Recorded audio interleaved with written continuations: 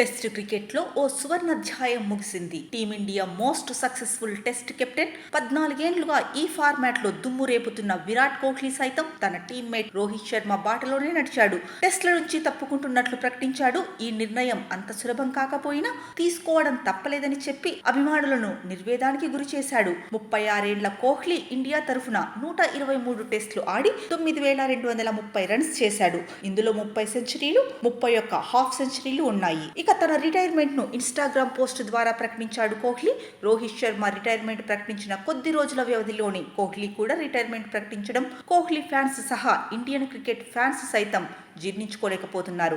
అయితే కోహ్లీ అద్భుత ప్రస్థానం గురించి మీలో ఎంతమందికి తెలుసు? అదేంటో ఇప్పుడు పూర్తిగా తెలుసుకుందాం. సాధారణంగా ఒక మేటి ప్లేయర్ ఒక ఫార్మాట్ లో మంచి రికార్డు ఉంటుంది. కానీ విరాట్ కోహ్లీ అందరిలో ప్రత్యేకం. తను 3 ఫార్మాట్లలోనూ మేటి ప్లేయరే. అందున టెస్ట్ ఫార్మాట్ తనకు ఎంతో ఇష్టమైన ఆట. వైట్ డ్రెస్ లో పేసర్ల చేతుల్లో నుంచి మెరుపు వేగంతో దూసుకొచ్చే ఎరుపు బంతులకు కళాత్మక షాట్లతో బౌండరీకి తరలించడం కోహ్లీకి ఎంతో ఇష్టం. స్లో ట్రాక్స్ పై గిర్రున తిరిగే స్పిన్ బాల్స్ ను అంతే నేర్పుగా ఆడటం ఇంకా ఇష్టం. 5 రోజులు 15 సెషన్ల పాటు ఒక ఆటగాడికి శారీరకంగా మానసికంగా పరీక్ష పెట్టే టెస్ట్లను ఎదుర్కోవడం, అందులో డిస్టింక్షన్ లో పాస్ అవడం కోహ్లీకి అలవాటు. వన్డే వరల్డ్ కప్ అందుకున్న 2011లోనే వెస్టిండీస్ టూర్ లో టెస్ట్ అరంగేట్రం చేసిన కోహ్లీ ప్రస్థానం 2025 వరకు ఒక్కో మెట్టు ఎక్కుతూ సాగింది. వెస్ట్ ఢిల్లీ కుర్రాడిగా సీనియర్లు ముద్దుగా పిలిచే చీకుగా టీంలోకి వచ్చిన విరాట్ తన ఆటతో కింగుగా మారే వరకు సాగిన తన ప్రయాణంలో ఎన్నో విజయాలు, మరో రికార్డులకు తోడు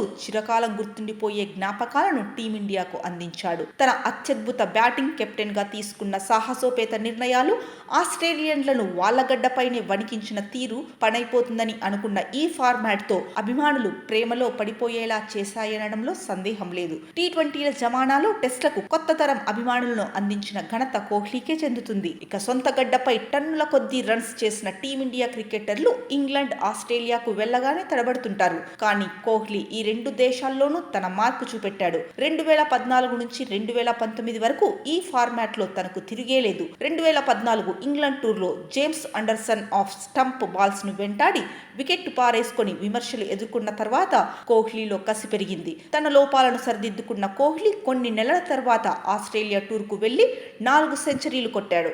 అప్పుడే ఈ ఫార్మాట్లో విరాట్ విశ్వరూపం మొదలైంది. 2018లో ఇంగ్లాండ్కు తిరిగొచ్చి 593 రన్స్ చేశాడు. 2014 నాటి చేదు జ్ఞాపకాలకు బదులు తీర్చుకున్నాడు. ఇక కెప్టెన్ గా బాధ్యతలు అందుకున్న కోహ్లీ అందులోనూ తన మార్కు చూపెట్టాడు. అంతకు ముందు వరకు విదేశాల్లో టెస్ట్లను డ్రా చేసుకుంటే చాలు అన్న పరిస్థితులను పూర్తిగా మార్చేశాడు.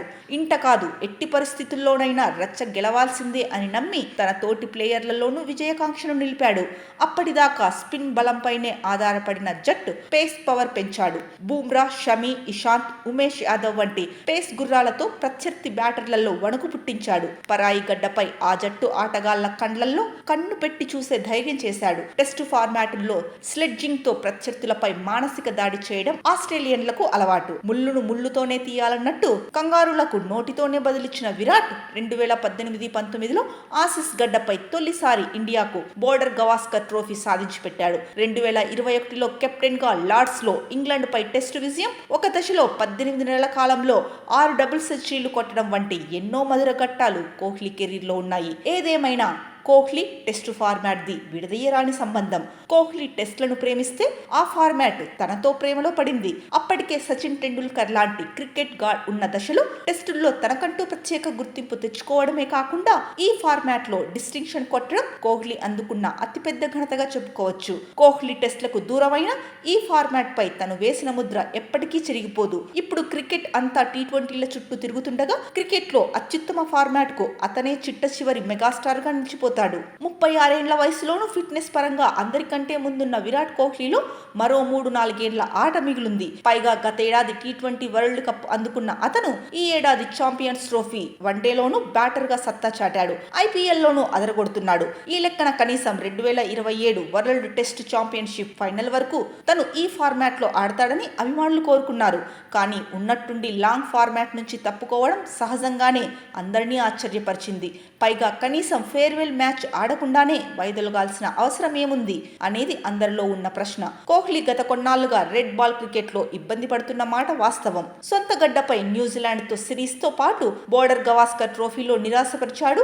సిడ్నీలో తన చివరి టెస్ట్ లో 17-6 రన్స్ మాత్రమే చేశాడు. కానీ ఇలాంటి పరిస్థితులు గతంలో ఎదురైనా వాటి నుంచి గొప్పగా పుంజుకున్న విరాట్ వచ్చే నెల ఇంగ్లాండ్ లో 5 టెస్ట్ల సిరీస్ లో ఆడతాడని అంతా ఆశించారు. కానీ ప్రస్తుతం తను అలసిపోయినట్టున్నాడు. ఈ మధ్య తన కుటుంబానితో ఎక్కువ సమయం గడిపేందుకు ఇష్టపడుతున్న కోహ్లీ ఇంగ్లాండ్ లో మరో కఠిన సవాలును ఎదుర్కొనేందుకు సిద్ధంగా లేనట్టున్నాడు. ఇక వన్డే టీ20 ఫార్మాట్లలో కోహ్లీ అన్ని ఐసీసీ ట్రోఫీలను అందుకున్నాడు. వన్డే టీ20 వరల్డ్ కప్లతో పాటు ఛాంపియన్స్ ట్రోఫీ కూడా అందుకున్నాడు. కానీ తనకెంతో ఇష్టమైన టెస్టుల్లో world test championship WTC title అందుకోకపోవడం తన కెరీర్ లో లోటు. కెప్టెన్ గా ప్లేయర్ గా వరుసగా 2 సార్లు WTC ఫైనల్ ఆడినా ట్రోఫీని ముద్దాడలేకపోయాడు. ఇక 2006లో రంజీ ట్రోఫీ ఆడుతుండగా తన తండ్రి అంత్యక్రియలను నిలిపివేసి మరీ ఆడిన విరాట్ 90 రన్స్ చేశాడు. ఢిల్లీని ఫాలో ఆన్ నుంచి తప్పించి నేరుగా శ్మశానానికి వెళ్లాడు. నాడు ఖాళీగా ఉన్న ఫిరోజ్ షా కోట్లా స్టేడియంలో యంగ్ కోహ్లీ ఆడిన ఆ ఇన్నింగ్స్ ఆటపై అతనికి ఉన్న ప్రేమను నిబద్ధతను చూపించింది. ఈ ఏడాది జనవరిలో అదే కోట్లా స్టేడియంలో కోహ్లీ లాంగ్ ఫార్మాట్ లో ఆఖరి ఇన్నింగ్స్ ఆడాడు. ఈసారి రంజీ మ్యాచ్ అయినప్పటికీ కింగ్ కోహ్లీ కోసం దాదాపు 20,000 మంది ఫ్యాన్స్ తో స్టేడియం కిక్కిరిసింది. సొంత గడ్డపై తన చివరి ఫస్ట్ క్లాస్ ఇన్నింగ్స్ ఆడిన విరాట్ 6 రన్స్ మాత్రమే చేశాడు. ఇది టెస్టుల్లో విరాట్ కోహ్లీ అద్భుత ప్రస్థానం.